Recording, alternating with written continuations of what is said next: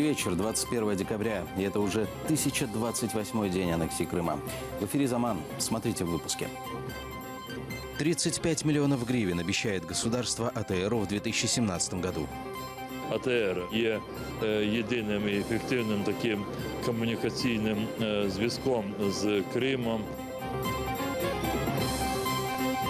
Содержание под стражей фигурантов в деле Хизбут-Тахрир продлили. Они принимают то решение, которое им заказали. Суд по делу Чийгоза исследует фотодоказательства. Среди участников пророссийского митинга есть лица в касках. Впервые правительство Румынии может возглавить женщина. Новым премьер-министром страны может стать член социал-демократической партии Румынии крымско-татарского происхождения Севиль Шайдех. Ранее она была министром регионального развития страны.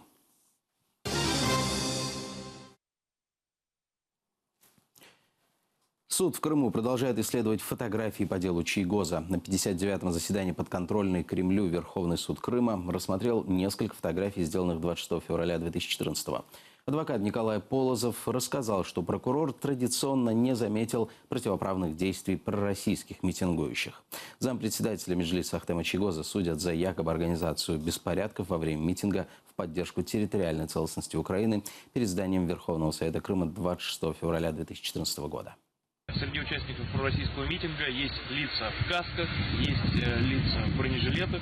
То есть люди сознательно шли на какие-то провокации. Многие имеют с собой рюкзаки, в которых могли находиться предметы. А у участников проукраинского митинга в подавляющем большинстве никаких рюкзаков с собой не имеется. В оккупационном суде состоялось еще одно заседание. На нем рассматривались апелляционные жалобы фигурантов дела Хизбут-Тахрир, касающиеся их ареста.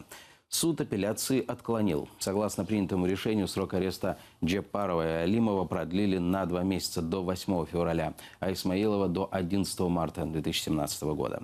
В пятницу так называемый суд рассмотрит апелляционные жалобы на продление меры пресечения в виде ареста и других фигурантов дела Хизбут-Тахрир Арсена Джеппарова, Рустема Исмаилова и Рифата Алимова.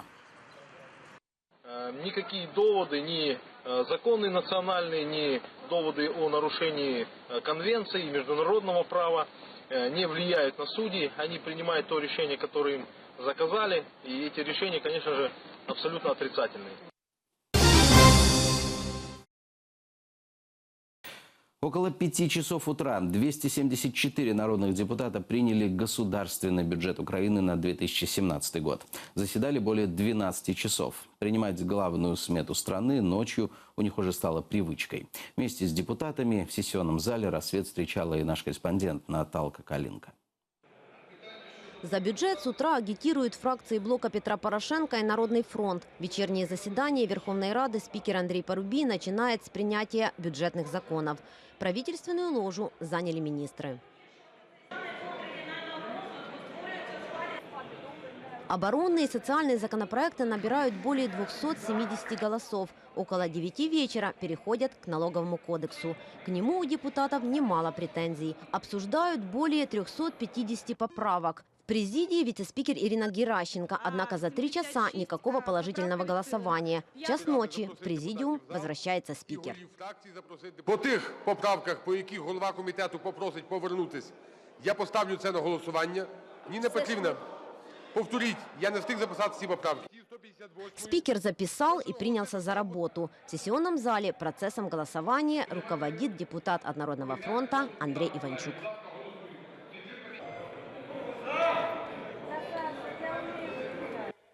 Те поправки, которые несколько минут назад не набрали даже 100 голосов, теперь получают более 200. Это вызывает возмущение части депутатов. Ви гірше, ніж 16 січня. Та свистіть, бля! Мені Янукович свистів, і ви свистіть! І ви свистіть! Свистуни, блін! Ще раз підкреслю, ви можете приймати будь-які закони, ви можете робити все, що завгодно, продовжуйте голосувати з ригами, але забудьте про Славомайдан. Рассматривают бюджет ночью, потому что, по словам авторов законопроекта, его обязательно надо принять до Нового года. Поэтому депутаты очень торопятся. После принятия налогового на очереди бюджет 2017. Спикер объявляет перерыв, объясняет, в главную смету вносят последние правки. Представители бюджетного комитета советуются в кабинетах, остальные депутаты гуляют. В 4 утра в зал заносят бюджет. Урядом бюджет було подано, підготовлено вчасно і подано до Верховної Ради з дотриманням всіх строків і процедур. Але традиції приймати бюджет вночі біля ялинки виявилися сильнішими. Свои позиции по голосованию выражают все фракции. Уже известно, кто его поддержит, а кто нет. Без сумніву, що в цьому бюджеті зі слів є багато доброго. Є підвищення мінімальної заробітної плати. Але чи є за цим підвищенням мінімальної заробітної плати людина? А людини там то немає. 949 гривень як було, так і є. Найменша пенсія в Україні. А 1200? А 15% з працюючих пенсіонерів? На превеликий жаль, ми сьогодні отримали бюджет, за який важко проголосувати.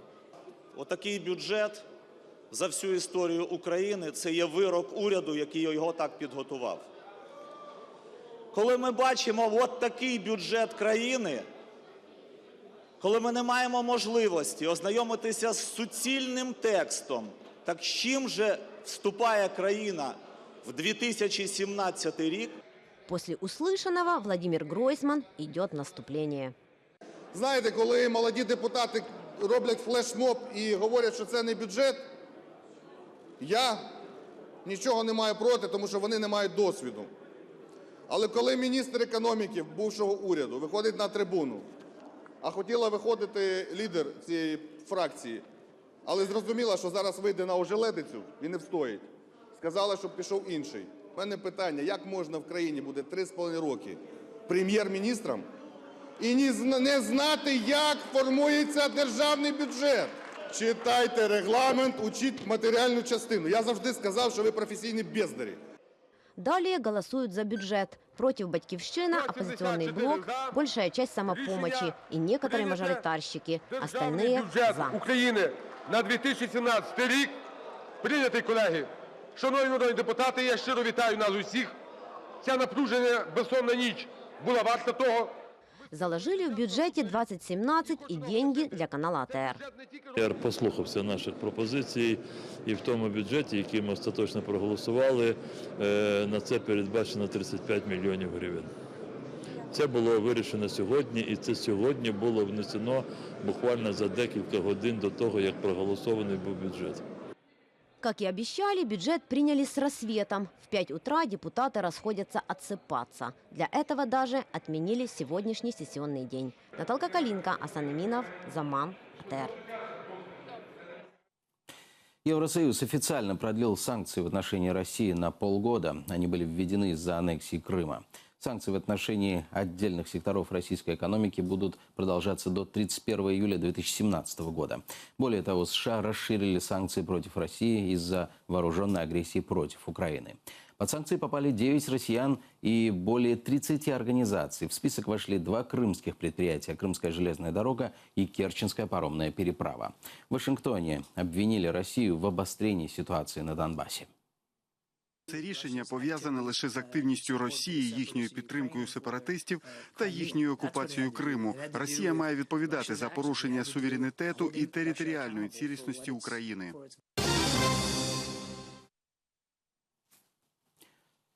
Оппозиционный проповедник Гюлен причастен к убийству посла России, заявил глава турецкого МИД Мевлют Чавушоглу во время телефонного разговора с госсекретарем США Джоном Керри. Гюлен, которого в Турции обвиняют в организации июльского путча, сейчас живет в Америке.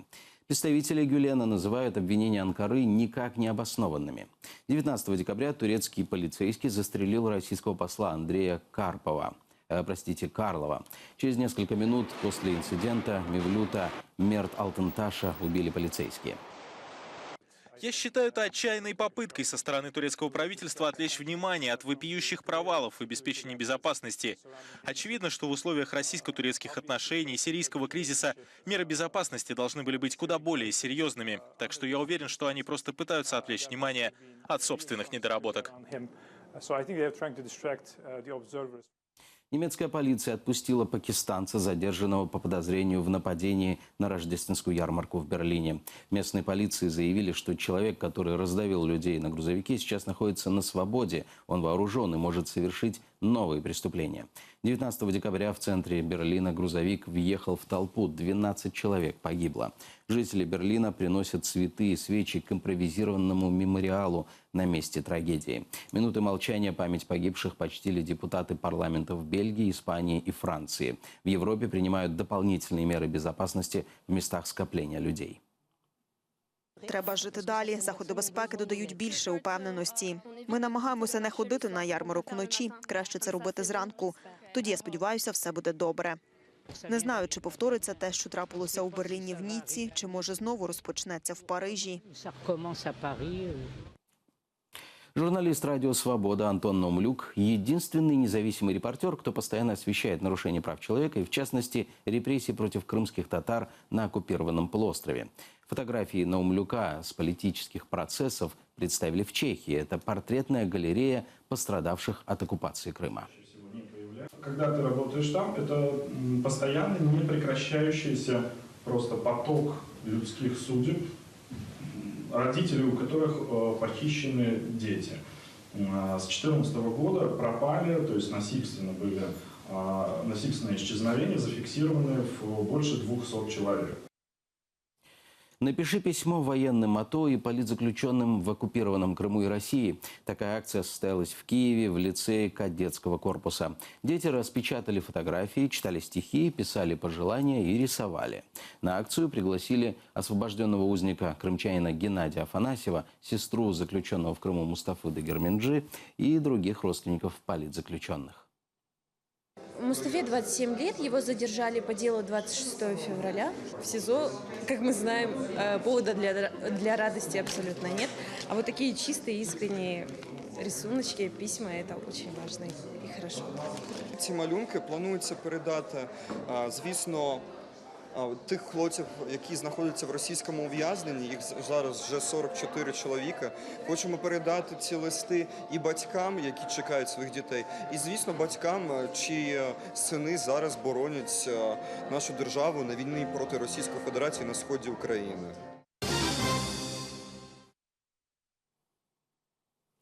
С победой домой. После первого боя в США на родину вернулся чемпион мира по версии WBO, боксер из Крыма Александр Усик. В киевском Борисполе его встречали друзья и поклонники. За эту победу Усик заработал гонорар в размере $75 000.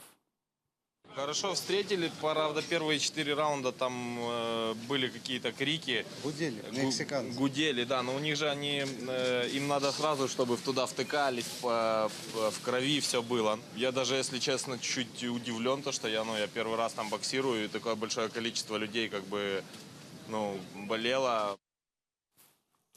На этом пока все. После «Заман» смотрите «Крымский вопрос». Айдер Муждабаев обсудит с экспертами Юрием Мацарским и Османом Пашаевым последние события в Сирии и Турции. Хорошего вечера. Будьте с нами.